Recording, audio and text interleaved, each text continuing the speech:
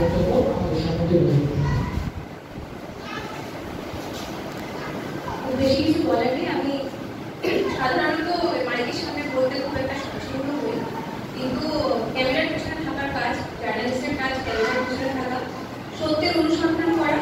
সত্যের অনুসন্ধান করতে গিয়ে বারবার একটা জিনিস দেখেছি, ক্রাইম নিয়ে তো কাজ করছি বেশ কয়েক বছর হয়ে গেল।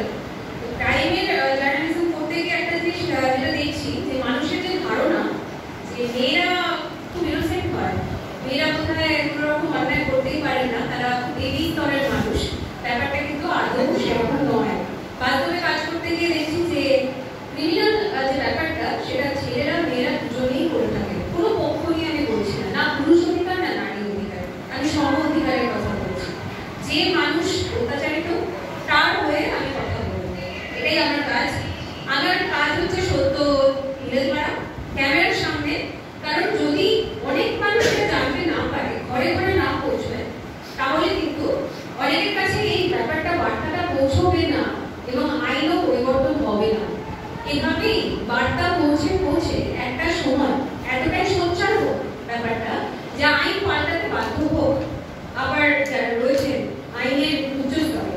তো এটাই এই কারণেই আমাদের মতো ছোট ছোট মানুষেরা কাজ করবে যাতে একটা বড় কিছু হতে পারে, তার একটা পার্ট আমি মাত্র। আর পুলিশ ফাইলস আমরা সবাই জানি এই প্রোগ্রামটাকে মোটামুটি গত 23 বছর ধরে এই প্রোগ্রামটা রান হয়। 23 বছর মানে এত বড় রান হওয়া প্রোগ্রাম ধারাবাহিক ভারতীয় মানে সিরিয়ালের ইতিহাসে বিশেষ করে বাংলায় তো নেই, একটাও সিরিয়াল নেই এটা 23 বছর ধরে চলছে। তো অনেক চ্যানেল এলো গেল, অনেক সিরিয়াল এলো গেল, কিন্তু পুলিশ ফাইলস আজও আছে। আর এখন এপিসোড বেড়ে 1.5 ঘন্টা হয়ে গেছে। আগে 1 ঘন্টা ছিল, এখন 1.5 ঘন্টা। কিন্তু পপুলারিটি গ্রামে গঞ্জে মফস্বলে বিন্দুমাত্র কমেনি। শহরে যেটুকু কমেছে সেটা হয়েছে টিভির জন্য, এই যেহেতু মোবাইল এসে গেছে হাতে হাতে। কিন্তু তার জন্য আছে আমাদের প্ল্যাটফর্ম 8।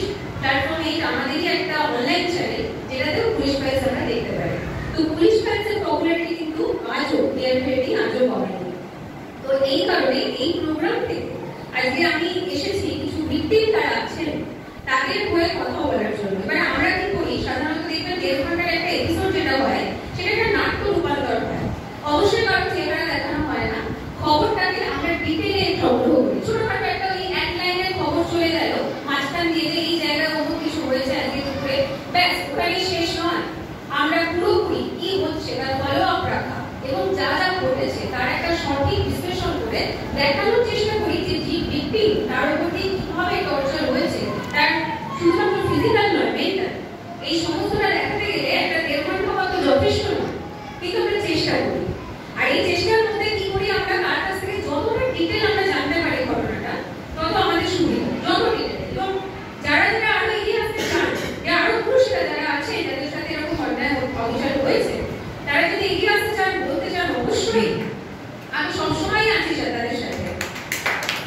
আর একটা ব্যাপার যে আমি যখন মানে এটা নেব, ইন্টারভিউটা নেব, এমন কোনো ব্যাপার নয় যে মানুষ হয়তো অনেকে আছেন যে একটু আনইজি ফিল করেন ক্যামেরার সামনে, এত ভারত সারা ভারতের লোক দেখবে, স্যাটেলাইট চ্যানেল, ন্যাশনাল চ্যানেল, তো সারা পৃথিবী মানে সবাই দেখতে পাবে। তো সেক্ষেত্রে অনেকের একটু আপত্তি থাকে, তারা একটু কুণ্ঠা বোধ করে। সেক্ষেত্রে আমরা তাদের ফেস ব্লার করে দিই, নাম নিই না, কিন্তু তাদের ঘটনাটা কিন্তু আমরা তুলে ধরবো, যে যেমন ভাবে আসতে চায়। আবার অনেকেই আছে যারা নিজেকে এগিয়ে এসে বলে না আমরা বলতে চাই, যেটা হচ্ছে সেটা এই ট্যাবুটা ভাঙতে চাই, যে শুধু ছেলেদের সাথে মানে ছেলেটাই টর্চার করছে ঘরে ঘরে, সব মহিলাদের উপরে তারা হয়ে যাচ্ছে।